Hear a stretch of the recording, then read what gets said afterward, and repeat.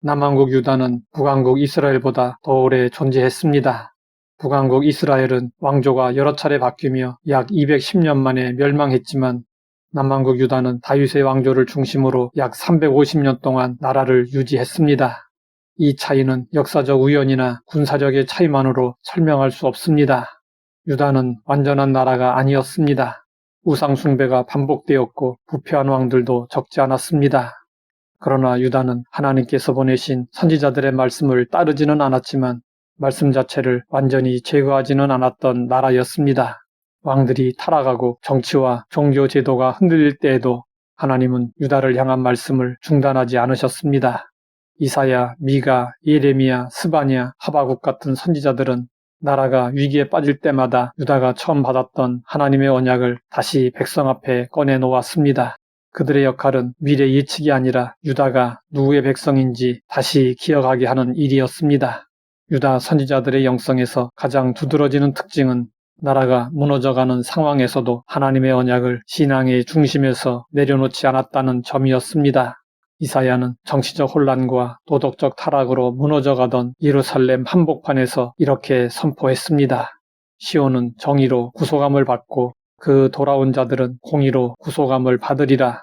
이 말씀은 유다의 죄를 외면하지 않는 분명한 심판 선언이었고 동시에 하나님께서 이 나라를 완전히 버리지 않으셨다는 회복의 약속이었습니다. 유다는 죄로 가득 차 있었습니다.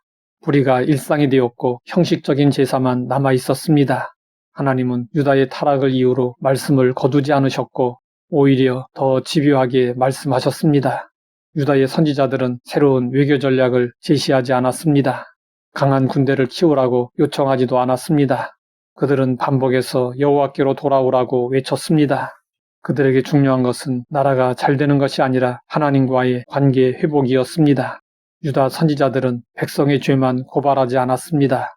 왕들의 타락, 제사장들의 위선, 그리고 자신들 안의 두려움과 절망까지 숨기지 않고 드러냈습니다.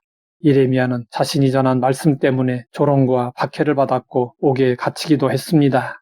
그는 너무 지쳐서 다시는 하나님의 말씀을 전하지 않겠다고 고백하기도 했습니다. 그러나 결국 그는 이렇게 말했습니다.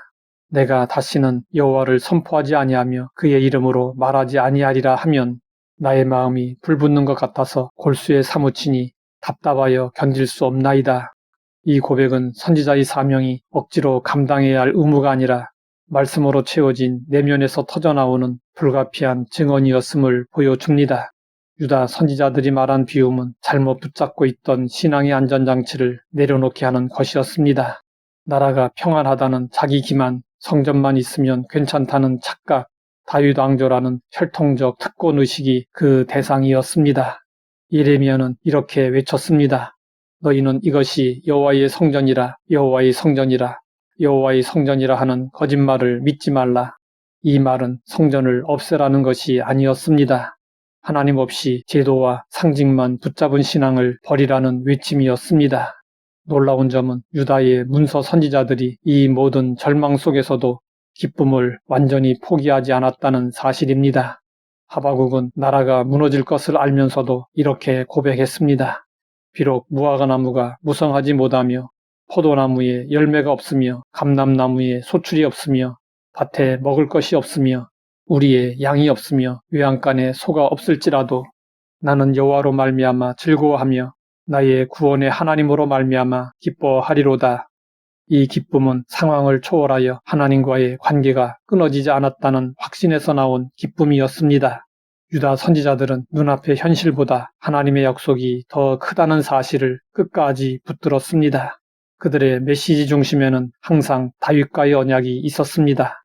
왕들이 실패해도 하나님은 약속을 파기하지 않으셨고 선지자들은 남은 자의 회복과 한 의로운 왕이 나타날 것을 반복해서 말했습니다.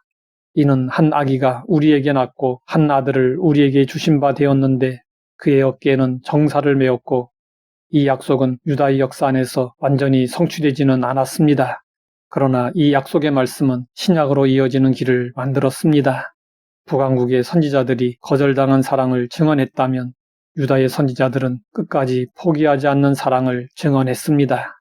그들은 당대의 열매를 보지 못했지만 말씀을 남겼고 약속을 남겼고 기다림을 남겼습니다. 그 기다림은 포로기 이후에도 이어졌고 마침내 신약의 문을 여는 영적 토대가 되었습니다. 하나님 아버지, 언제나 말씀으로 인도하여 주시니 감사합니다. 오늘도 말씀하여 주시고 말씀으로 인도하여 주시옵소서. 예수님의 이름으로 기도드립니다.